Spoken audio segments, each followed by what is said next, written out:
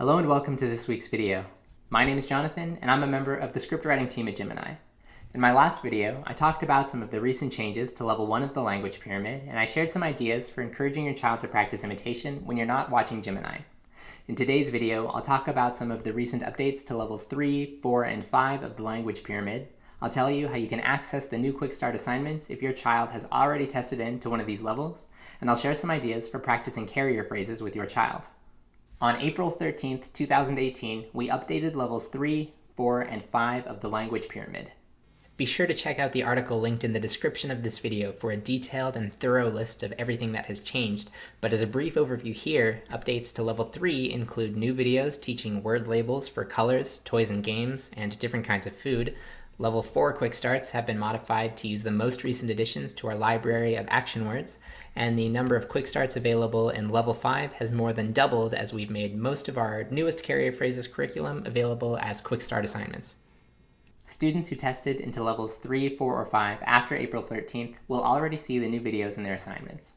If your student tested into one of these levels before April 13th, you'll need to follow these steps to access the new videos. Log in to your parent account. Click Quick Start Videos. Click Language Pyramid Videos.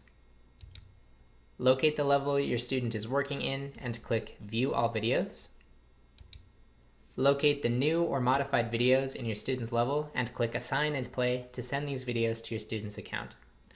Once again, you can find a complete list of all the videos that have been added or changed to level 3, 4, and 5 in the blog post linked in the description of this video. And please note, if your child was assigned level 3, 4, or 5 before April 13th, 2018, play counts of the new assignments in these levels will not figure into the calculation of your child's level progress when you add them to his or her assignments. Now I want to take a minute to go into a bit of detail about level 5 of the language pyramid. This is where many students make the leap from single word utterances to multiple word phrases and full sentences.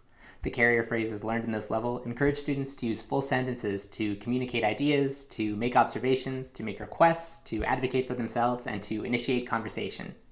Many children are reluctant to begin stringing words together, even if you've heard them use full sentences in the past. It's easier to speak using fewer words, and your child has probably already experienced having his or her needs met using one-word requests. To encourage complex and interactive communication, it's important to try to practice carrier phrases as much as you can with your child throughout your daily routines, and there are a lot of different ways that you can do this. Try to play a lot of games with your child that it's easy to incorporate carrier phrases into, like I spy, or go fish, or memory, and use carrier phrases to make full sentences to describe the events of the game, like I found a match, or I have a king.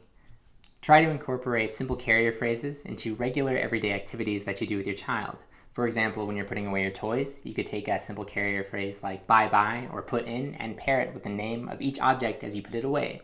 It would be like bye-bye car, bye-bye blocks, bye-bye horse, bye-bye toys.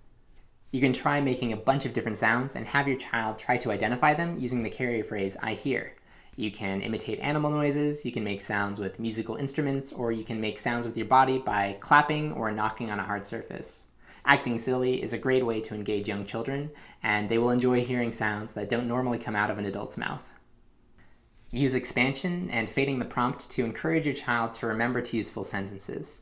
When you hear your child make a request with one word, for example saying crackers when it's snack time, expand on their language and say the full sentence back to them. I want crackers. Encourage your child to use the full sentence before you hand over the desired item. Bringing a favorite snack or a highly preferred toy into the mix can really motivate speech. Children who are learning to use complete sentences for the first time may require frequent prompting.